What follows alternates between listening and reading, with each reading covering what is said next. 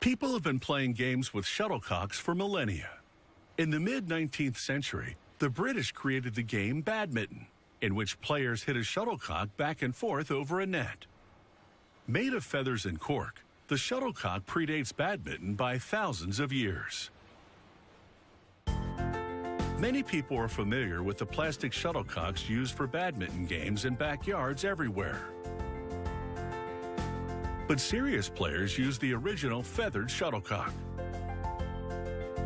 This facility uses duck feathers to build their shuttlecocks. Workers start by aligning them with the feather side up and storing them in cups in preparation for the next phase of production. Having the feathers aligned makes it easier for a worker to feed them one by one into a specialized sorting machine. This device has 26 different sensors that measure each feather. The feathers must be a specific size and have a precise angle. The machine sorts feathers of the same size and angle into different bins.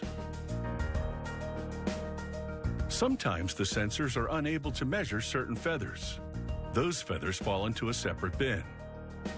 A worker uses a special chart to measure them by hand.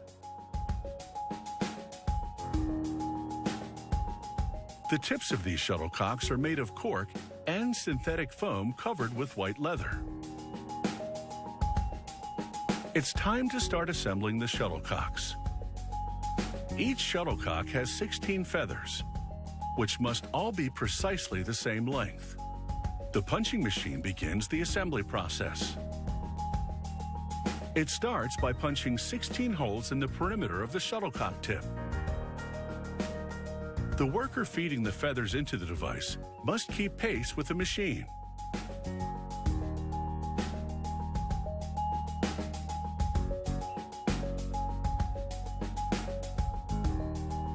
A worker uses flat-nosed pliers to adjust the angle of each feather. She then places the shuttlecocks inside a miniature wind tunnel to see if they're properly balanced. On some shuttlecocks, each feather might have a slightly different angle to maximize balance. Once the angle of the feathers has been adjusted, they're transferred to a machine that applies a bead of glue around the interior perimeter of the shuttlecock tip. This secures the feathers in place.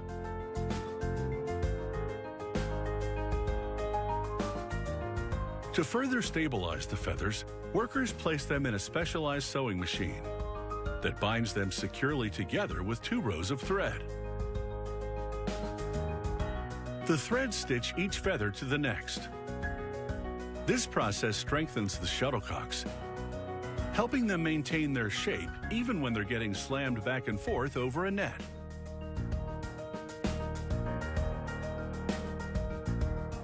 When the machine is finished stitching a shuttlecock, a worker ties off the thread to keep it from unraveling and cuts off the excess.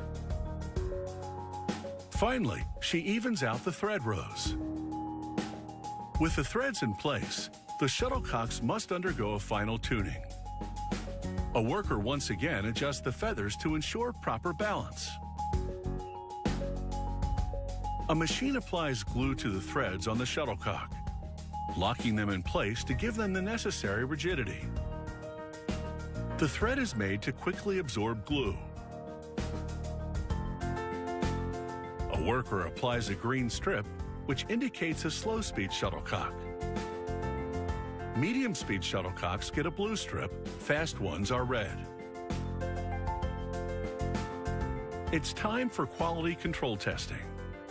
A machine equipped with a racket-like arm fires the shuttlecocks to a waiting worker. Shuttlecocks can travel at speeds as high as 300 feet a second. That's twice as fast as a pitcher can throw a baseball.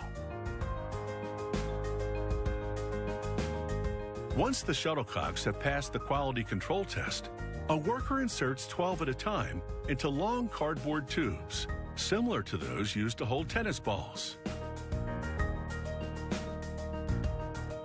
With 16 feathers, It's no wonder the shuttlecock is also known as a birdie.